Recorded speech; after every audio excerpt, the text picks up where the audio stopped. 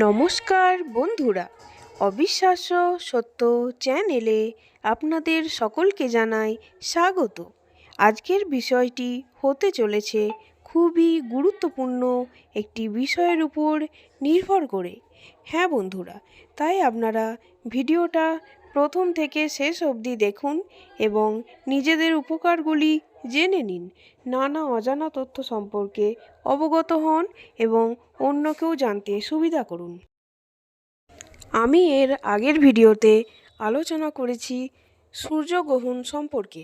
সেখানে আমি বলেছি সূর্যগ্রহণের সময় কি করা উচিত নয় এবং সেটা সংসারের পক্ষেও ক্ষতি প্লাস আপনাদের জীবনের পক্ষেও ক্ষতি হতে পারে। সেরকম আমি আজ চন্দ্রগ্রহণ নিয়ে আলোচনা করতে চলেছি।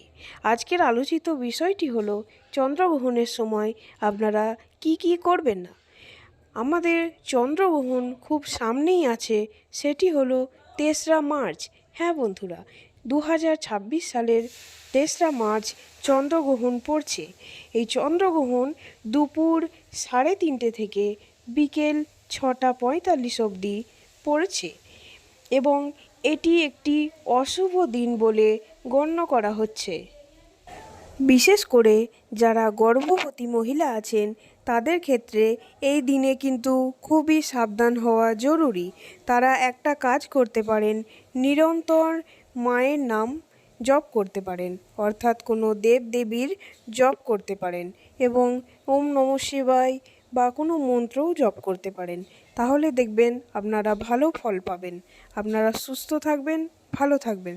আপনারা বিশেষ করে একটু সতর্ক হন। তারপর বাকি যে গণ্য কথাগুলি আছে সেগুলি আমি বলছি, কিন্তু গর্ভবতী মহিলাদের ক্ষেত্রে খুবই বিশেষ সতর্কবার্তা আমি বলতে চাইছি। এর পরবর্তী কথাটি হলো, এই গ্রহণ চলাকালীন আপনারা কোনো খাবার দাবার খাবেন না। হ্যাঁ বন্ধুরা, আপনারা কিছুক্ষণ আগে খেয়ে নিতে পারেন অথবা গ্রহণ শেষ হওয়ার পর তারপর আপনারা খাবেন। আমি সূর্যগ্রহণের বেলাতেও বলেছি এবং চন্দ্রগ্রহণ বেলাতেও বলেছি।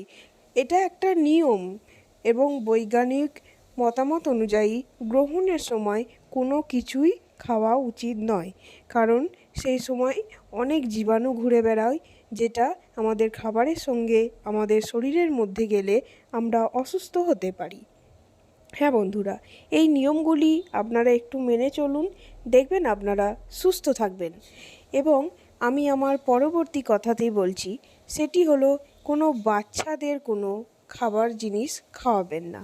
কোনো বাচ্চা যদি দুধ খায়, খুবই ছোট সে, কিন্তু তাকেও সেই সময় খাওয়ানো উচিত নয়, কারণ সেই খাবারের সমস্ত বিষক্রিয়া কিন্তু বাচ্চাটির শরীরের মধ্যে যেতে পারে।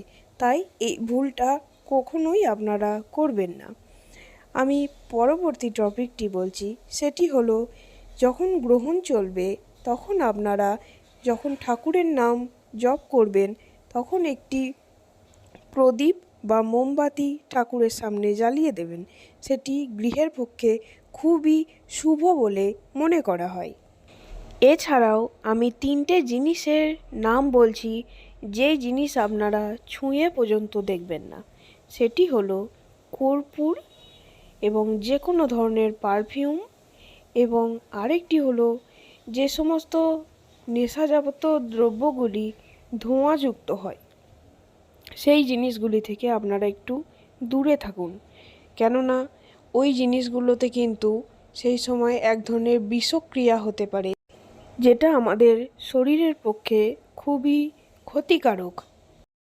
এছাড়াও বলে রাখি, যখন সূর্যগ্রহণই হোক বা চন্দ্রগ্রহণই হোক, আপনারা ক্যালেন্ডারে সবাই দেখতে পান এবং ফোনেতেও আপনারা আপডেট পেয়ে যান। আমার রুচিতে বলে, এবং এটা একটা বাস্তুশাস্ত্র অনুযায়ীও কথা এবং বিভিন্ন জ্যোতিষীদেরও কথা, সেটি হলো সেই দিন অন্তত বাড়িতে সবসময় নিরামিষ রান্না করার চেষ্টা করবেন। কোনো আমিষ দ্রব্য যেমন মাছ, মাংস, ডিম এগুলি রান্না করবেন না। সেটি কিন্তু সংসারের পক্ষে অমঙ্গল হিসেবে ধরে নেওয়া হয় এবং তার প্রভাবে ঘরের মধ্যে অশুভ শক্তি প্রবেশ করতে পারে। হ্যাঁ বন্ধুরা, এই জিনিসটা থেকে আপনারা একটু বিরত থাকুন, দেখবেন আপনাদের উন্নতি হবে। আমি আর একটি কথা বলে রাখি, এই চন্দ্রগ্রহণ সূর্যগ্রহণ চলাকালীন আপনারা কখনোই টাকা পয়সা গুনবেন না, কারণ এই জিনিসটাও কিন্তু খুবই অশুভ বলে মনে করা হয়। তাহলে ধীরে ধীরে আপনারা ঋণে জর্জরিত হয়ে যাবেন এবং আপনাদের রোজগার ভালো হবে না। তার সঙ্গে টাকা পয়সা এদিক ওদিকভাবে কীভাবে যে নষ্ট হয়ে যাবে আপনারা ধরতেও পারবেন না। তাই এই গ্রহণ চলাকালীন এই কাজটা কখনোই করবেন না। কোনো গ্রহণের সময়ই বাড়িতে কিন্তু ঝাঁটা, জুতো এবং কুলো কিনে আনবেন না। এটি একটি অশুভ বলে মনে করা হয়। এতে মা লক্ষ্মী কুপিতা হয় এবং আপনাদের সংসারে নেমে আসতে পারে অমঙ্গলের ছায়া। এরকম নানা অজানা তথ্য আমার চ্যানেলে আপনারা পেয়ে যাবেন। আমার চ্যানেলটি ভিজিট করে আপনারা সেগুলি দেখে নিন এবং আমার চ্যানেলটি সাবস্ক্রাইব করতে কখনোই ভুলবেন না। ভালো থাকুন, সুস্থ থাকুন। ধন্যবাদ।